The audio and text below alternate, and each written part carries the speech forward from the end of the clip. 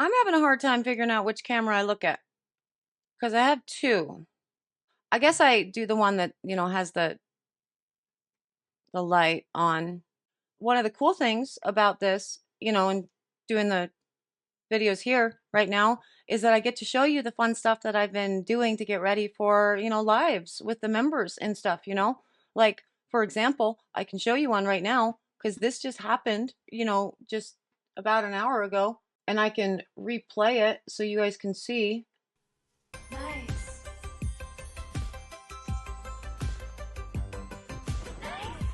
It's so cool. It's so cool. I'm so excited. None of my lives are ever going to be able to be monetized ever again because I made all of my alerts, Taylor Swift themed. But that's okay because I would never monetize the members only lives anyway. You know what I mean? But thank you to Amberly Soaps for renewing your membership. That's very cool. I appreciate you a lot. But yeah, those are fun things that I've been doing to get ready for all of this. But again, the aforementioned, I have two cameras and this is really awkward, so I don't know where to look. It's still going to be awkward, really. That, of course, has nothing whatsoever to do with what we are talking about and the soap we are making today. Just an update on the setup. I will tell you what we are doing and making today in just a minute. But before I do, hello, I am Mrs. Soap and Clay. Let's make stuff.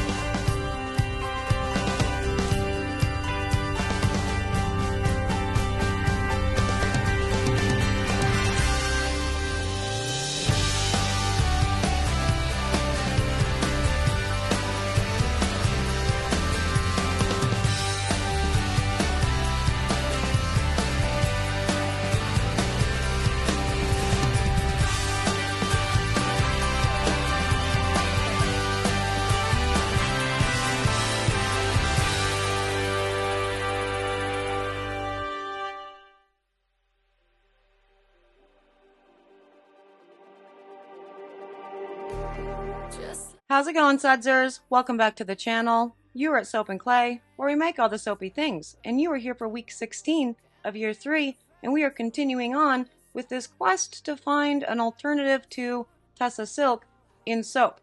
And again, as we've talked about within the first 3 videos, yeah, Tussa Silk is known for its really good slip with the soap, for a nice silky, smooth texture in hand, for some bar hardening properties, for some lather properties, but that's usually always mentioned at the bottom of the list, and also for just the overall shine and appearance of the soap itself. But because Tussa is not vegan, and I run a vegan line, we haven't really done a whole lot with this. And so when Alaska Soaper sent me some cool plant materials to use within the lye to do infusions, I thought, what a cool idea. Let's see what else we can do. And this video was actually just started as a what else can we do, because I found the entire process so fascinating with just putting in the flowers and how oily the lye solution got, I found that to be really cuckoo bananas, and I was making the rosé bar while I was doing all of these, and I thought, well, what about rose petals? There's nothing to suggest that the rose petals are actually going to be a nice substitute for Tussa, but rose oil and rose absolute, super expensive, right? What if we could actually extract that from the petals? Is it possible? Is there anything left in the petals once they hit us? You know what I mean? Because the petals, you can just get a big old bag of them for almost nothing. And so I decided that I was going to put a whole bunch of rose petals into my lye solution and see how it goes. So I filmed that, and now I'm going to show you that. So let's get to the video, and you can see the results of that.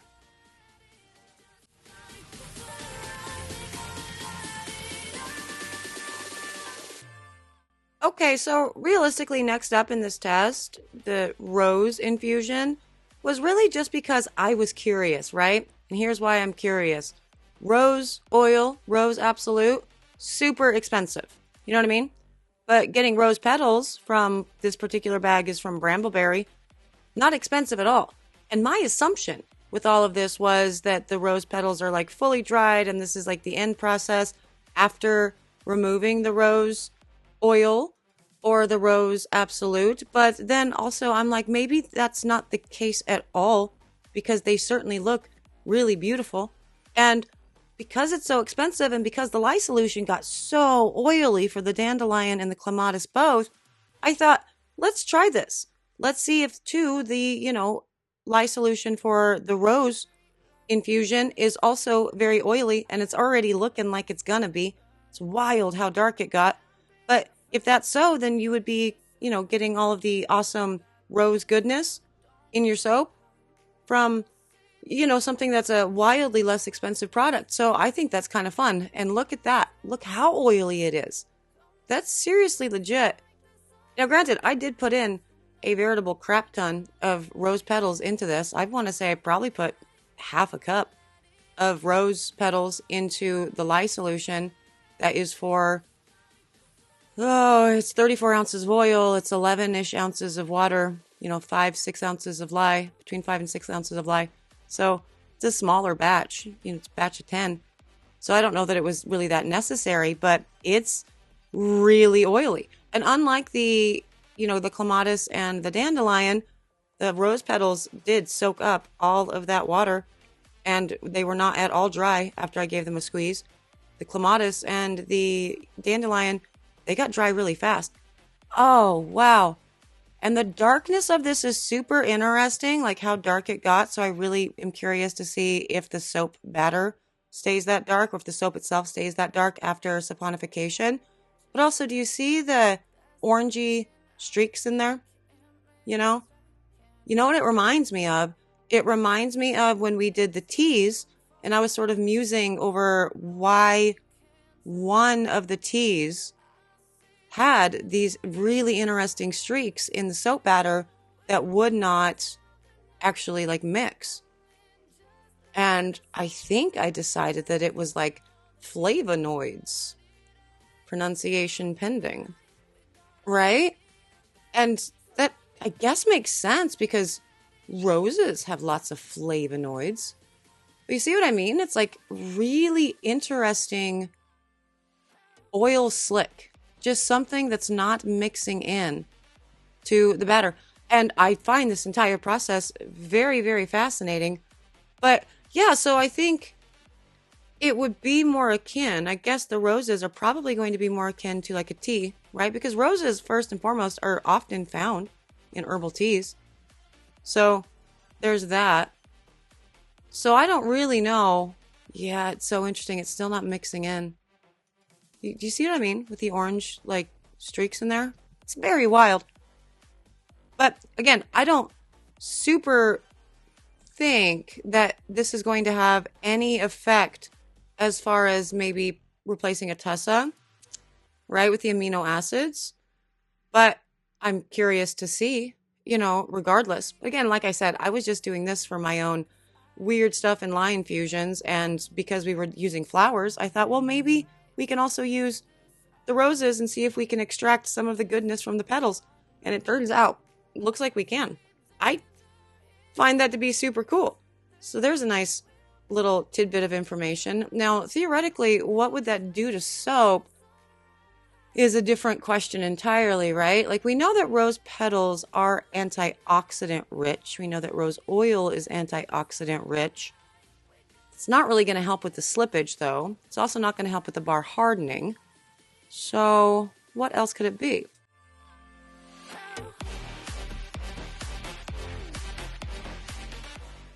Okay, and on to the pour of this. And as you can see, we have a decently, fluid batch of soap right there. I did, of course, take the stick blender to it, as you saw.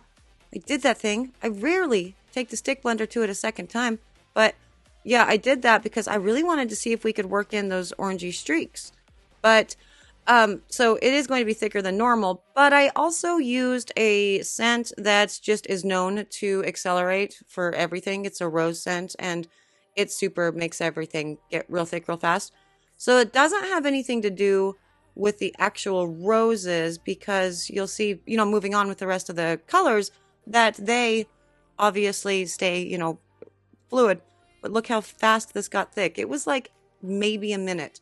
in the mold before I could do this. So that's wild. But talking about the rose, I mean, if we're looking at like the topical benefits of rose oil or, rose absolute, it would be, purported to be what? Antioxidant rich, it's antibacterial, reduces inflammation. So there's that. But honestly, if I'm thinking if this, okay, well, first up, whole, disclaimer thing, it's soap. So, on your skin for 30 seconds, etc. But looking into it's going to be more like tea. What does tea actually do for the functionality of soap? And is that like tussa? Tea hardens a bar, so that's fun. We should expect a hard bar, just like we have with the rest of them. But in my experience, tea has not impacted the slip of the bar or really the shine of the bar, but it definitely does harden the bar and it produces a better bubble. You get delightful bubbles. The tea soaps for sure, but that's not something that Tussa is necessarily touted to do, right? Like, I mean, it's included in some people say this thing, but that's always like the fourth or fifth thing that they talk about. So I don't know. As far as a direct, this will also provide good slip and shine and a silky feel.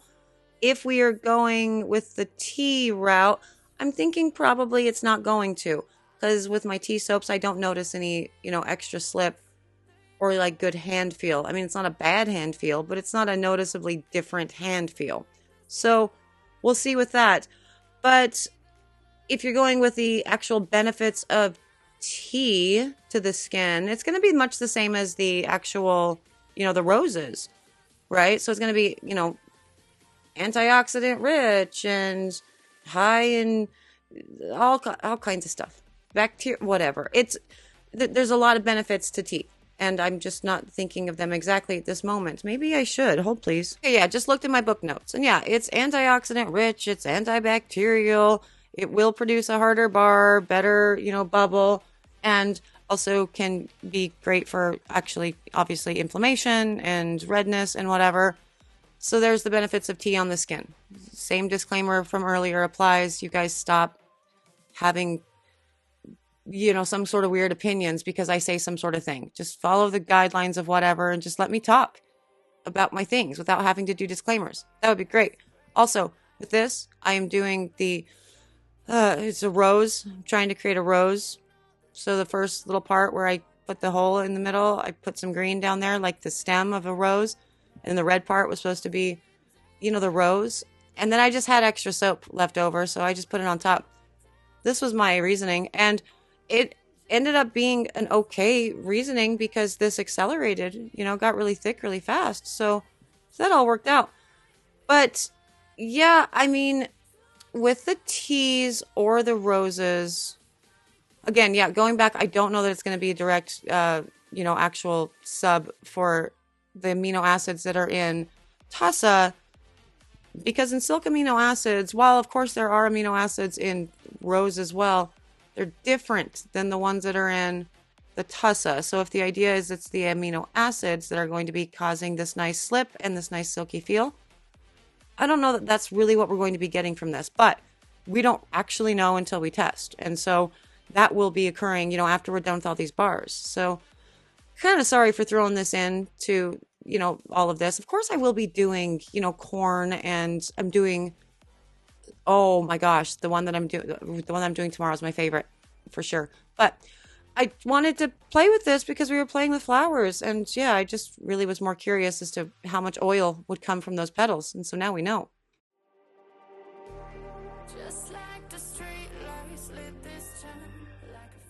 Okay, and on to the cut of this, and yeah, maybe it's a mushroom.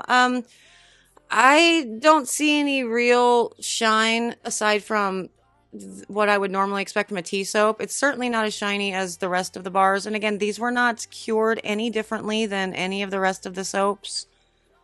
It is a very hard bar, however, and I also have holes on the side because that fragrance got real thick. It's spicy. It's a spicy scent for sure.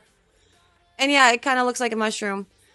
And also you can tell with that there is no real noticeable shine, which is different than the last two soaps, or three soaps, which did have a more noticeable shine than my regular clay soaps. So I'm going to go with probably not a nice dupe for the Tessa, but fun anyway. So we're totally going to test the lather anyway. Very, very hard bar of soap, as I said. And I don't know, I think it's kind of cool that it looks like a mushroom. Doing a mushroom infusion would be a great idea, actually. We could do that. Yeah, mushrooms would be great. I think that would be awesome. And it would be really the time to do it, right? Because we see so many products that have tea in them right now because of the rise in K-beauty, right? They also have tons of mushrooms and avocados and all kinds of fun things. I love the K-beauty products just across the board. But anyway, I'm going to go with this is probably not going to be a direct dupe again for the Tessa, but it was fun to try. And again, if you want all of the awesomeness of a rose, there is nothing to suggest that you're not going to get that from infusing your lye solutions with rose petals. And as I said, they're really cheap. They're like way cheaper than what you would get in, you know, getting your rose absolutes or your rose oils. So this is my thinking. It was a fun test regardless. And like I said, tomorrow it's going to be my favorite dupe, I think, for the Tessa. So stay tuned for that one. But this one, it was really fun. And thanks, guys, for being a part of it. And there they are, my very interesting, soaps that were supposed to look like a rose and made with rose petals in the lye. So a rose infusion for the lye. Real thing. I just made it up, maybe. Probably not. I'm sure somebody else has done this before. Everything's been done. But yeah, the soaps that were supposed to look like a rose totally look like mushrooms. And also, mushrooms. I'm thinking a mushroom infusion.